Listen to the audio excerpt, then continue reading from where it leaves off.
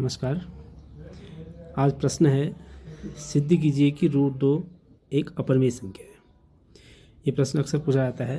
Root 2 या root 5, root 3, इस प्रकार के मैं एक सवाल बना रहा हूँ, इस हिसाब से आप हल कर सकते हैं। तो पहला सवाल है हमारे पास, सिद्ध कीजिए कि रूट 2 एक अपरिमेय संख्या है। अब हम इसको हल करने के लिए क्या करते हैं, हम कल्पना करते हैं, इसके अगेंस्ट हम कल्पना करते हैं कि माना रूट 2 एक परिमेय संख्या है। इसको हम क्या मान लेते हैं अभी, परिमेय संख्या। हम जानते हैं कि परिमेय संख्या को हम p/q के रूप में लिख सकते हैं, जहाँ ये लिखना जरूरी है, जहाँ p और q दो पूर्णांक हैं और q is not equal to 0, यानी कि q 0 के बराबर नहीं है। और इसमें एक चीज़ खासियत है कि इसमें एक के अतिरिक्त कोई उभयनिष्ठ गुणनखंड नहीं है। उभयनिष्ठ गुणनखंड का मतलब जानते हैं आप, सहअभाज्य संख्या नहीं है। अगर रूट 2 हमने परिमेय संख्या मान रखी है तो रूट 2 बराबर p/q लिख सकते हैं। अब हम क्या करते हैं, दोनों पक्षों का वर्ग करते हैं। दोनों पक्षों का वर्ग करने पर दो बराबर p² हो गया। फिर या इसको हम क्रॉस मल्टीप्लाई करते हैं, p² बराबर 2q² हो गया। इसको समीकरण 1 मान लेते हैं। देखो, इससे स्पष्ट हो रहा है p² जो है 2 से विभाज्य है, p² 2 से विभाज्य है। अगर किसी का वर्ग 2 से विभाज्य होता है तो इसका मतलब वह संख्या भी 2 से विभाज्य होगी, यानी कि p² अगर 2 से विभाज्य है तो p भी 2 से विभाज्य होगा। तो हम कह सकते हैं कि माना, आपको किसी अन्य संख्या में मान लेते हैं, माना p बराबर 2r। अब दोनों पक्षों का वर्ग करते हैं।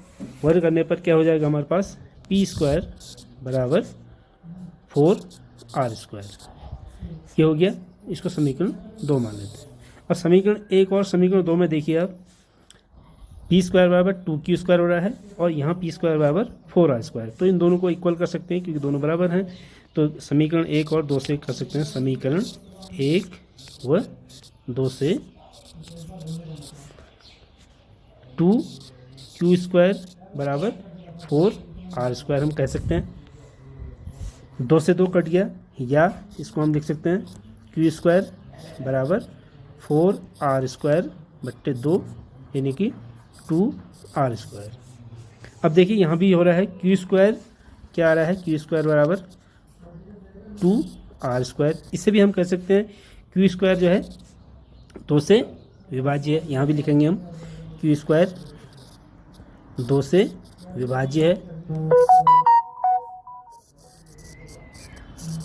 विभाज्य है, तो q भी 2 से विभाज्य होगा,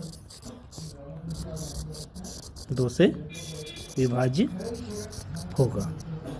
अब देखिए, हमने पहले कल्पना करी थी कि p और q में एक के अतिरिक्त कोई सहअभाज्य गुणनखंड नहीं है, लेकिन यहाँ पर स्पष्ट हो जा रहा है कि अब यहाँ पर हम लिखेंगे इसको, q 2 से विभाज्य है तथा p भी 2 से विभाज्य है। यहाँ हमने स्पष्ट कर दिया। ऊपर देखिए, ये p बराबर 2r आ रहा था, p भी 2 से विभाज्य आ रहा था, p भी 2 से विभाज्य है।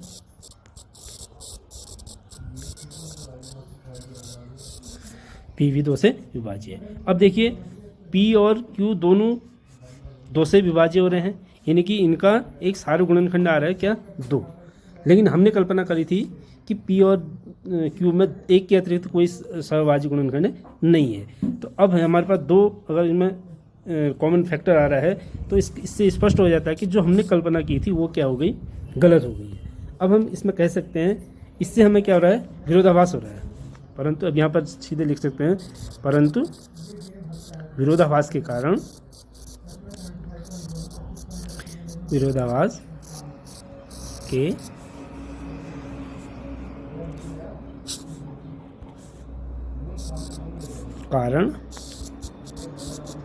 हम कह सकते हैं कि हमारी कल्पना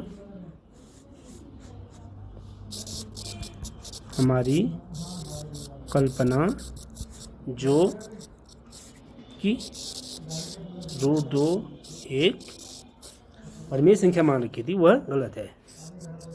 परिमेय संख्या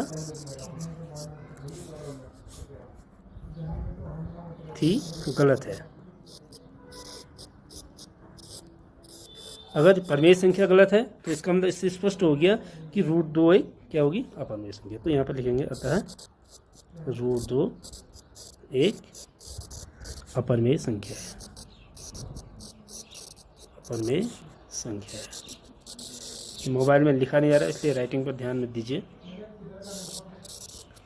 ठीक है। इसी प्रकार से आप अन्य हल कर सकते हैं क्वेश्चन, रूट 5, रूट 7 या रूट 3, रूट 7, इनको आप सिद्ध कर सकते हैं सेम इसी प्रोसेस से, ठीक है। धन्यवाद।